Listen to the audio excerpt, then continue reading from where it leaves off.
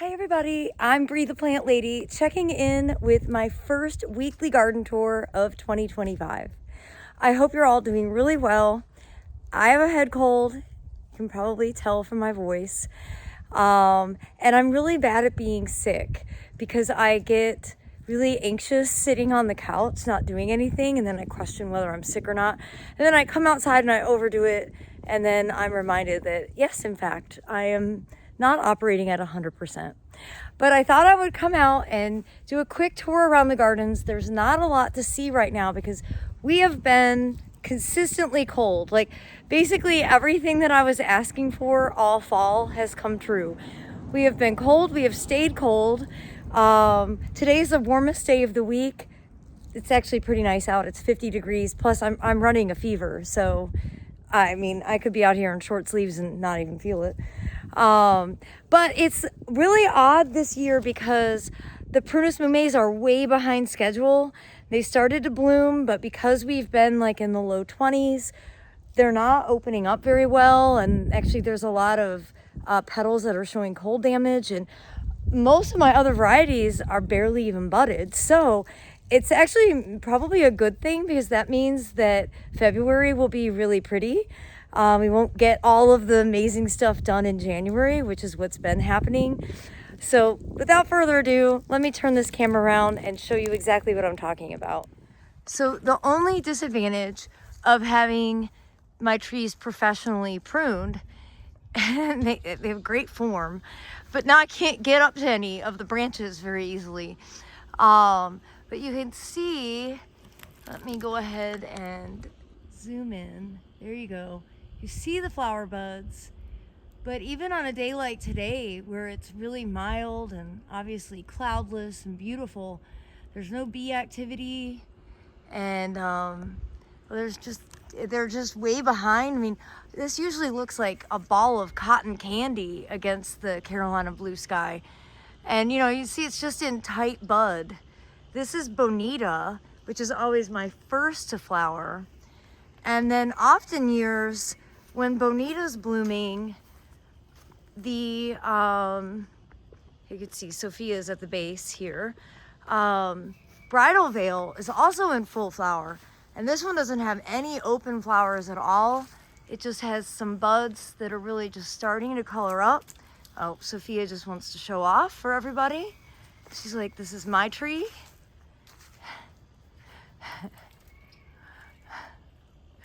But as she's demonstrating, there are no open flowers on this Prunus mume. So the only disadvantage of having my trees professionally pruned, and they have great form, but now I can't get up to any of the branches very easily. But you can see, let me go ahead and zoom in. There you go. You see the flower buds. But even on a day like today where it's really mild and obviously cloudless and beautiful, there's no bee activity, and they're just way behind. I mean, this usually looks like a ball of cotton candy against the Carolina blue sky. And you see it's just in tight bud. This is Bonita, which is always my first to flower. And then often years when Bonita's blooming, you can see Sophia's at the base here. Bridal Veil is also in full flower, and this one doesn't have any open flowers at all. It just has some buds that are really just starting to color up. Oh, Sophia just wants to show off for everybody. She's like, this is my tree.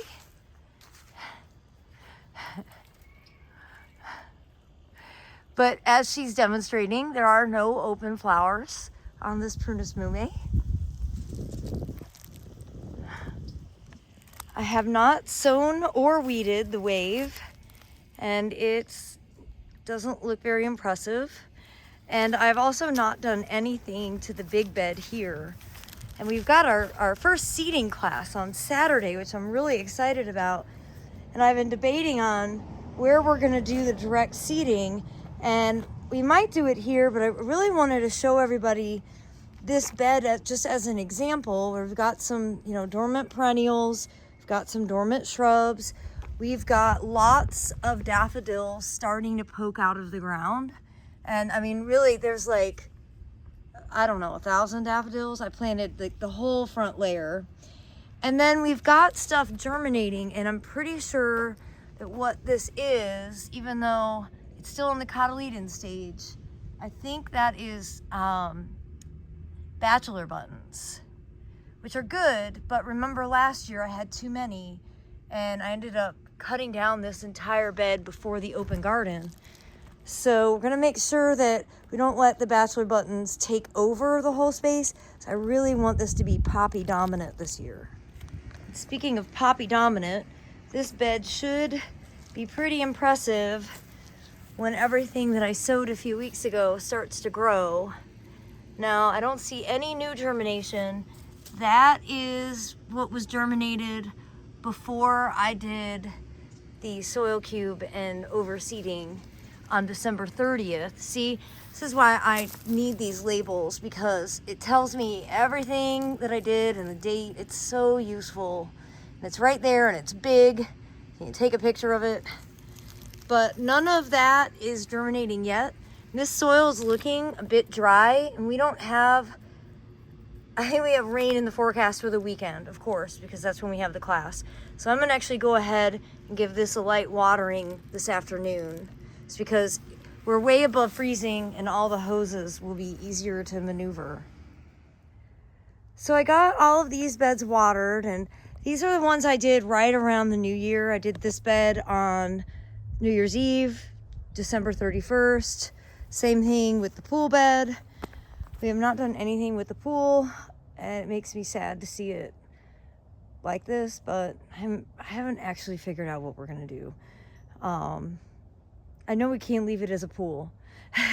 So there's that. Oh, and I hadn't actually tallied what we had gotten from the snow. I don't know, we didn't get snow, we got ice. It looks like we got an inch of precipitation. I don't know whether it was all from that. I don't remember the last time I dumped this out. But by the way, you should look into these silicone rain gauges, because they don't burst and break from ice buildup in the wintertime. They're really practical. I got this at Bell's Seed Supply, or Bell's Seed Store down in Fayetteville, and I'm gonna be doing a talk there in February. So one of the things that I'm supposed to be doing today, is on my to-do list, was to get my website updated with, at least through April, the events that I'm gonna be at. Instead, I'm outside playing. I just don't know that I have the brain power right now to actually work on my website. It's not second nature to me. But I did want to tell you I've got a hands-on containers class at the Ralston Arboretum on Valentine's Day, February 14th. I will put a link in the description that will go to my webpage, because I do have February loaded. And then the next day, Saturday, February 15th, I will be doing a talk called Enchanted Winter, which is a really pretty talk, down at Bell's Seed Store in Fayetteville. It's a free class. You do have to pre-register, because we usually get a pretty big crowd. And the great thing is, I've given them a big plant list, and they're on the search for all of it. So, you know, if you want to be able to buy some Prunus mume or Edgeworthia, which are both things that are highlighted in that program, I think they're going to have them available for sale. So I wanted to give you an update on that. And I'll also add a link to our greenhouse classes. So far, the only classes that anybody's registered for are the ones that Aiden and I are teaching, which we appreciate. But I was really hoping that the other teachers' classes would at least get a few registrations, because frankly, I wanted to go to those classes. So this being a new venture, like I don't totally know when to throw the towel in. It also feels like people don't plan ahead as much as they used to. I'm a weirdo and that I like to plan ahead. And it's also like, if the weather isn't nice, even in the greenhouse, it's not that nice. Like on a day like this, the greenhouse is perfect. But if it's cloudy and cold, it's not so ideal. So it's definitely still trying to work out exactly how to make this venture happen. And we're only doing classes that like the next couple of weeks, really through I think February 9th, because then I start traveling and I'm really not back until, you know, the beginning of June. So we're not going to do any greenhouse classes this spring because I'm just not going to be available. But if you have any interest, check out what we have offered. We have a couple of cocktail classes and a yoga class and a dot mandala class. I think they're all going to be awesome. All of the instructors are fantastic. But yeah, we definitely need to have at least a couple people registered or we're going to have to cancel. Now I wanted to show you the difference between southwest exposure, which is what this backyard is, compared to out front, which is eastern exposure. And you see how much taller the daffodils are out here. They're really poking up. And I'm really pleased to see lots of poppies germinating in here. I sort of arbitrarily threw out seeds in this bed, did not record it, didn't write it down, you know, did all the things wrong. But I'm glad to see that there is stuff germinating in here. I've been having a debate about cutting down this conifer, and I think I'm going to do it. I don't think it's really all that pretty, and it doesn't make sense. It doesn't like match anything. And it's causing a lot of shade over here. And if I got rid of that conifer, that would be full sun, and I think the poppies would establish better. I'm literally thinking about cutting down the conifer just because of poppies. Well, I'm definitely ready to pull out my battery-powered lawnmower and start mowing back the phlox and other perennials like chrysanthemums and stuff. And so I'm going to go ahead and put it out there that some of the information that circulates now that's very insect oriented isn't necessarily best gardening practices. So, you know, I think that it's up to you to make your own decisions. But for me, like, I don't need to leave this until March. That it just looks ugly. And there aren't insects overwintering in this. I'm not going to hurt anything by cutting these phlox down. So just be cautious with some of the information that you find, because there's a lot of times it's just not well balanced information. I've just written an article for Soil Cube about this, and when it comes out, I'll be sure to post it. But, you know, make decisions that are best for you and your garden and the time that you have for managing your garden.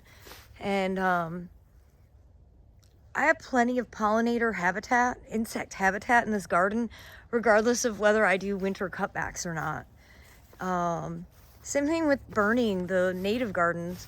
Like, those plants have adapted to be burned, so I'm not hurting anything by doing burning of selective plant material. I'm not lighting the whole bed on fire, but we will be doing that soon. But I need to not be running a fever when we do that. But overall, the garden isn't really, there's not much to show. It's just in a good state of dormancy, which, to be perfectly frank, we haven't had for the last couple of years.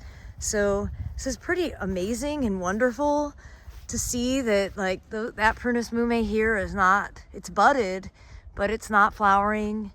It's gonna really make it so that we have a nice show for a longer period of time. I haven't done any seeding in here. I would like to get poppies sown. Oh my goodness. Just noticing the deer have been ripping out plants that I didn't notice. That is a sweet little Sasanqua camellia. Look what they did. They basically every leaf off of it. Oh, they are so bad. Well, I guess I need to put better cages around them. I don't even know where I had this planted. Ah, the deer. And though there's not a lot happening outside, I like to come into the greenhouse where it's like a tropical paradise because it's a sunny day.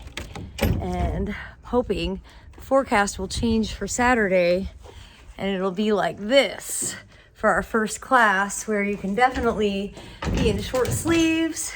It actually smells like citrus because of all these. I did get 50 trays or 50 pots sown last week, and I have them growing over here. I have a heat mat under them. And then today I came out and sowed a bunch of trays of cool season veggies. They may or may not be germinated by Saturday. That may not be realistic, but they will be ready for future classes and of course for me to be able to plant. And I'm just so excited with how well all of the succulents are doing in here in the greenhouse. And every time I walk in, I just think, how in the world did we store these in that shed and under the house for the last decade? This greenhouse really is like the greatest decision that we've ever made, and props to 3 trees in a coop for building such an extraordinary structure. Well, everybody, I look forward to checking in with another weekly tour. Hopefully I will be completely back up and running by then, and I'm wishing you all the very best. Stay warm and happy gardening.